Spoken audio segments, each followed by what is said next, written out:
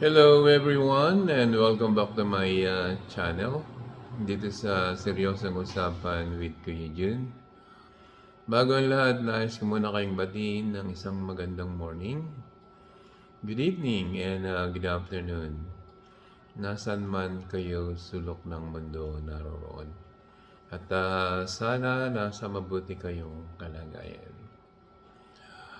Nais ko munang magpasalamat sa mga nakapag-subscribe at sa patuloy na sumusubaybay at sumusuporta dito sa aking munting channel. Maraming salamat. At doon naman sa hindi pa nakakapag-subscribe, subscribe na ho kayo at sama-sama ko tayo dito sa Seryosong Usapan with Kuya Jun.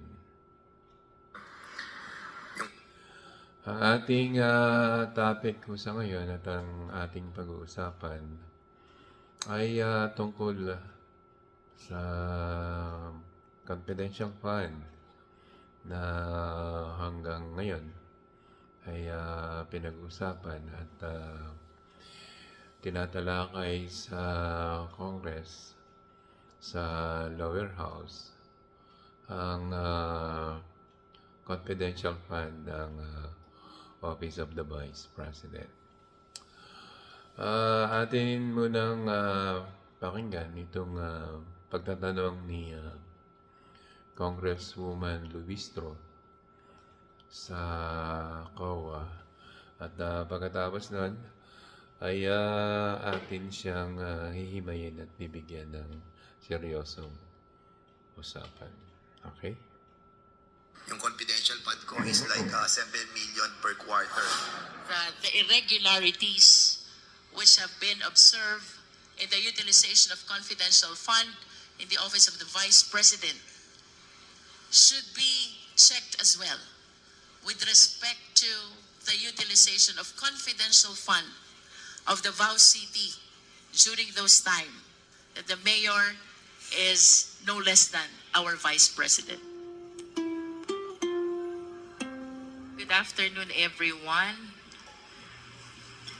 Attorney Camora, the questions are directed to you. Before I proceed to the questions, I just want to have a clarification first about the confidential fund that were given to the OVP. Am I correct? We have 125 million for the last quarter of 2022. The same was utilized from December 20 to 31 of 2022. Yes, Mr. Chair. And on the succeeding year, that is 2023, the OVP was allocated also a total confidential fund equivalent to 500 million. Do you confirm? Yes, Mr. Chair. And out of the 500 million, attorney, how much was utilized and how much was unutilized? Mr. Chair, for 2023, they utilized for the first 3 quarters, which is 125 times 3, and for the fourth quarter, they did not cash advance the amount. So may naiwan pong 125 million. In other words, for clarification of the committee, I wish to state for the record that when we speak of confidential fund of the Office of the Vice President, we're talking about 125 million spent from December 20 to 31 of 2022. Another 125 million spent on the first quarter of 2023. Another 125 million spent on the second quarter of 2023. And another 125 million spent on the third quarter of 2023. This is a total, if I am correct, Attorney Camora, 500 million. Do you confirm? That is correct, Madam. Thank Mr. you. Chair. I wish to go back to my question during the last hearing, Attorney. I asked you, paano po ba natin i-distinguish ang confidential fund from regular fund? This time, I want a more comprehensive answer, and please try to laymanize it because I want this to be understood by the Filipino people. As a matter of fact, I am raising this question so the Filipino people will understand ano po ang pagkakaiba ng confidential fund from regular fund.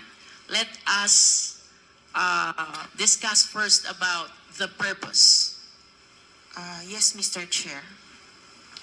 Ang purpose po ng confidential and intelligence funds are for confidential and or intelligence activities.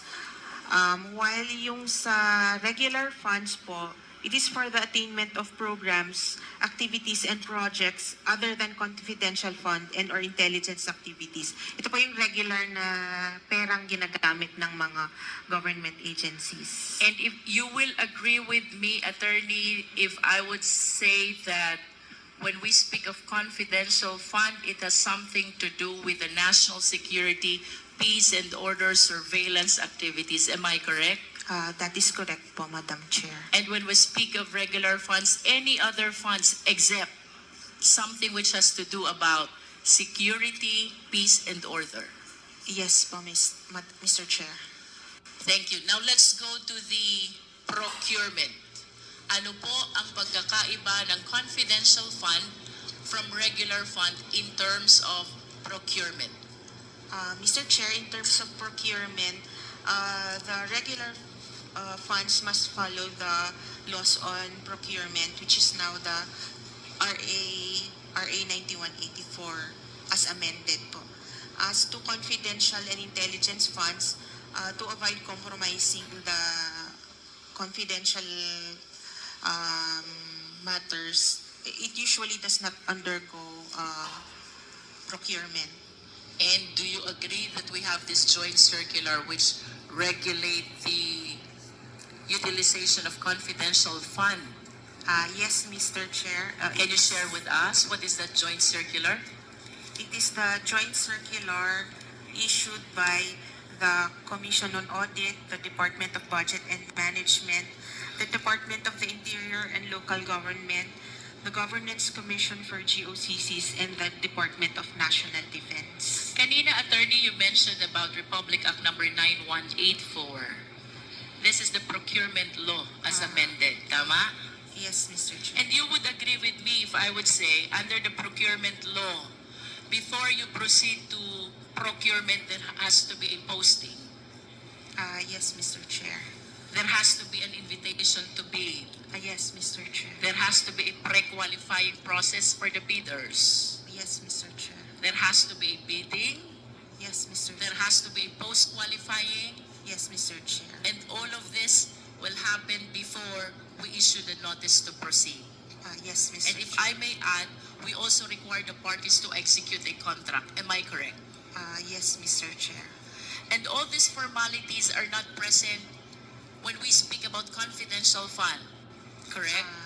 Yes, Mr. Chair. That is for the reason that we wish to protect matters concerning national security, peace and order, and surveillance. Tama Yes. po ba? Yes, Mr. Chair. Okay.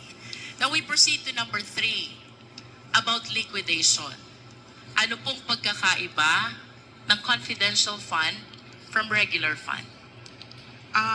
Liquidation po for confidential intelligence funds is provided under the joint circular 2015-01. For regular funds, it is COA circular number 97-002. Can we laymanize it, Attorney Camora? Kapag po ba tayo'y magli-liquidate ng confidential fund, anong dokumento ang nire-require natin from the agency? The requirements are all indicated po sa na-mention po kanina 4.8 of the joint circular. In substance, would you agree with me that what we are requiring if it is a confidential fund, one is financial plan, is that correct? Yes, Mr. Chair. 2 is the accomplishment report, is that correct? Yes, Mr. Chair. And 3 is the certification of the head of the agency. Is that yes, correct? Yes, Mr. Chair. Whereas when we speak about the liquidation of regular fund, what requirements do we ask from the agency?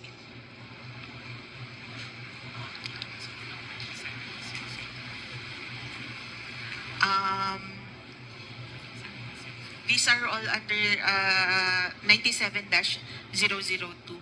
I understand. If I would say that under the regular fund, you are requiring the MOA or the contract, am I correct?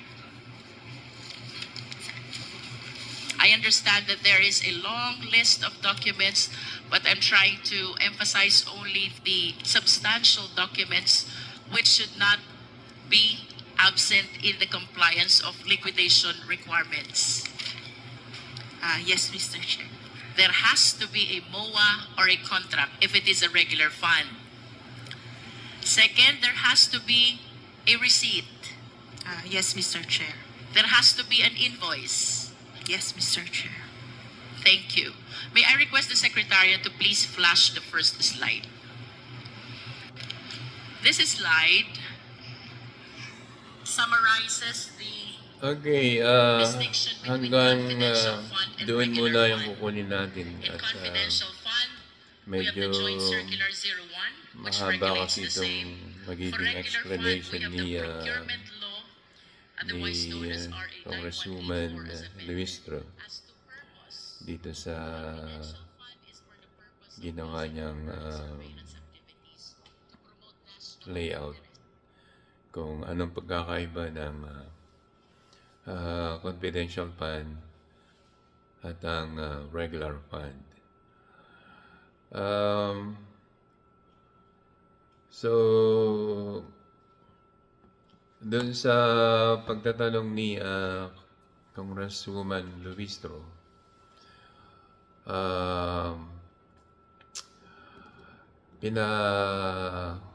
ipinapaliwanag niya sa COA kung ano ang pagkakaiba ng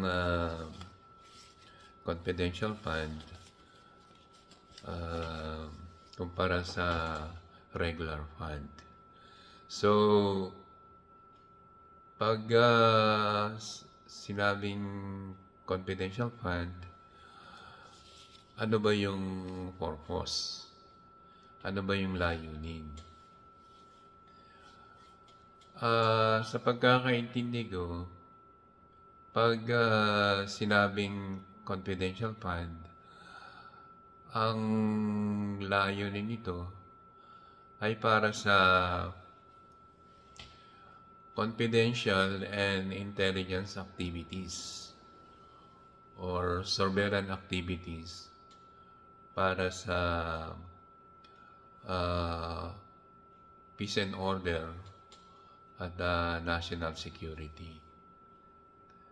Yun yung layunin ng confidential fund.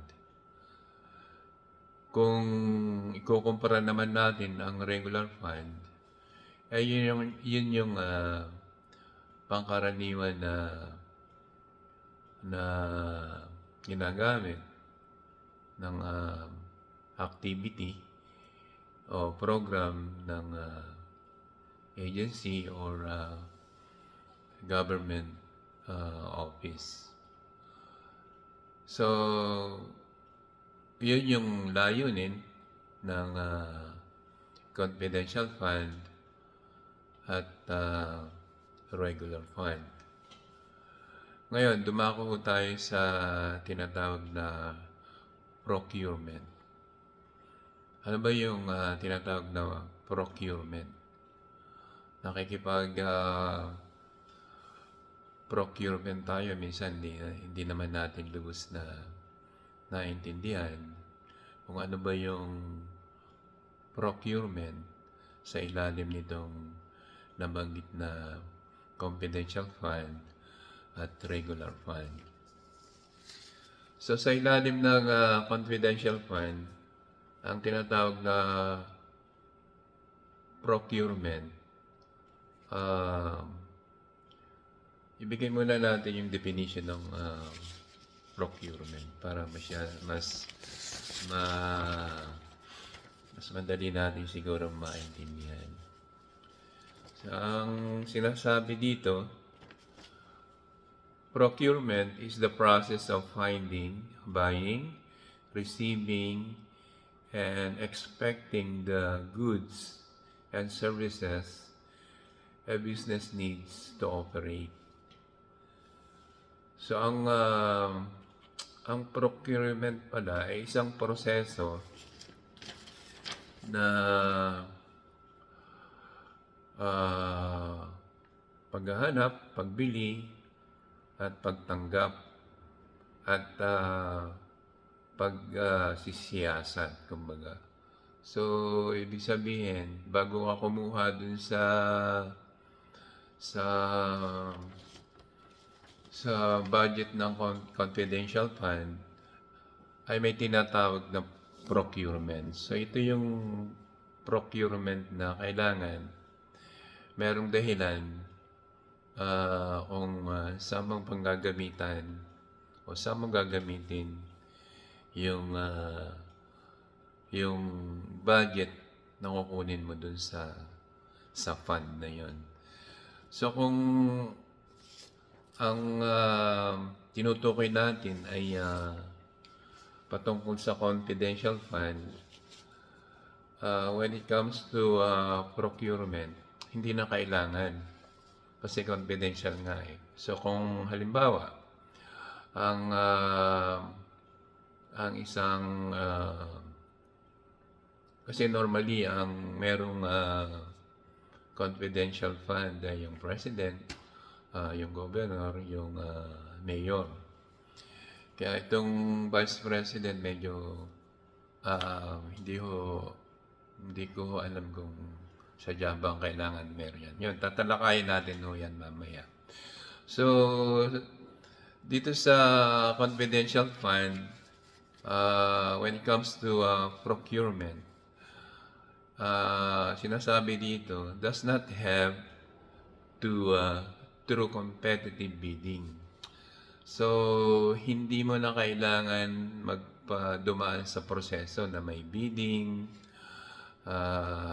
para lang ma-approvean yung gusto mong gusto mong gamitin na tools o gusto mong gamitin na makinarya para dito sa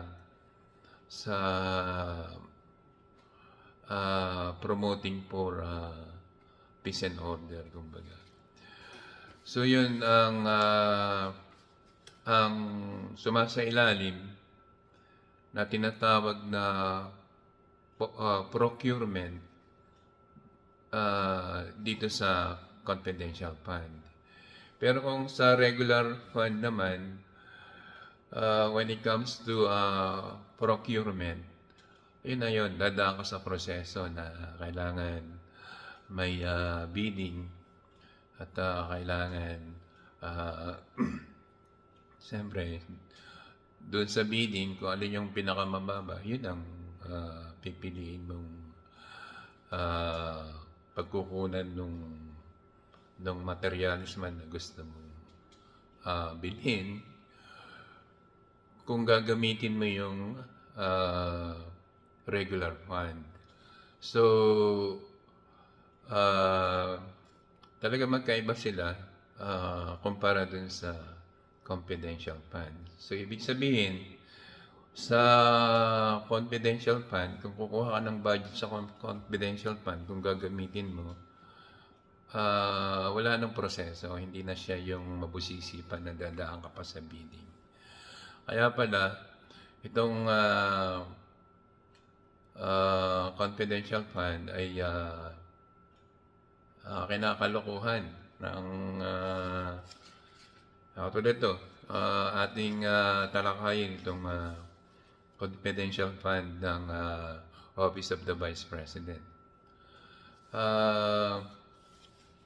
Ano ba yung mandato o ano ba yung mandate? What is the mandate of the Office of the Vice President? So, nakita natin, the Office of the Vice President, as the second highest office in the land, committed to the service of the nation. Office of the Vice President perform executive ceremonial and advocacy function, collaborating with stakeholders and organizations in both public and private sectors to develop and promote programs that uplift the lives of the Filipino people. So ang mandato ng presidente o katungkulan ng mga pangalawang pangulo ay nagsasagawa ng executive ceremonial at advocacy function. Nakikipag-ugnayan sa stakeholders and organization sa parehong pampubliko at pribadong sektor upang bumuo ng at magsulong ng mga programang nagpapasigla sa buhay ng mga mamayang Pilipino. So, doon sa mandato ng or mandate of the Office of the Vice President, may binanggit ba doon na kailangan nila ng promoting peace and order for the national security? Wala namang binabanggit dun sa mandate ng Office of the Vice President, di ba? So, ibig sabihin, ang Office of the Vice President ay hindi siya karapat-dapat na magkaroon ng confidential fund. Kaya pala si Leni Robredo, nung siya ang Vice President, ay wala siyang confidential fund. Ito lang si Sara Duterte ang nagkaroon ng confidential fund. Namihasa kasi siya dun sa Davao na pagkalaki-laki ng confidential fund niya bilang mayor. So, at saka dito sa tinalakay ni Congresswoman Luistro, noong 2023, nakaraang taon, ang nakuha pa lang confidential fund ng Office of the Vice President ay 500 million. So, yun ngayon ang inaalam kung saan ginamit. At yan na nga, hanggang ngayon ay hindi nga masagot ng Office of the Vice President kasi ang sinasabi nilang programa nila para sa confidential fund ay yung ano ba yun? Tree planting o kaya yung ano ba to? Negosyo kaday, libreng sakay. Yun ang programa ng Office of the Vice President para sa confidential fund. Di ba nga ang nasasakupan lang ng confidential fund sa budget ng confidential fund ay para sa intelligence activities or surveillance activities and promoting peace and order para sa national security. So, yung confidential fund ng Office of the Vice President at ang pinanggagamitan ang sinasabing pinaggamitan niya ay tungkol dito sa tree planting, business kaday at saka libreng sakay. Yun na nga, lumalabas na questionable yung pinanggamitan or hindi hanggang ngayon hindi nga yata may paliwanag kung saan nga nagamit yung confidential fund ng Office of the Vice President. Kasi nakatuon lang yung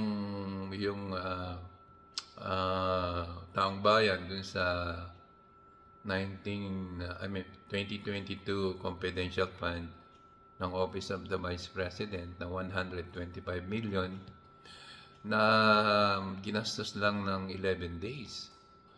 Ay yun naman pala, nakakuha pa siya ng 500 million sa confidential fund last year, nito lang 2020, nung 2023. At hanggang ngayon nga, hindi malaman at hindi masagot ng Office of the Vice President kung saan nila nagamit.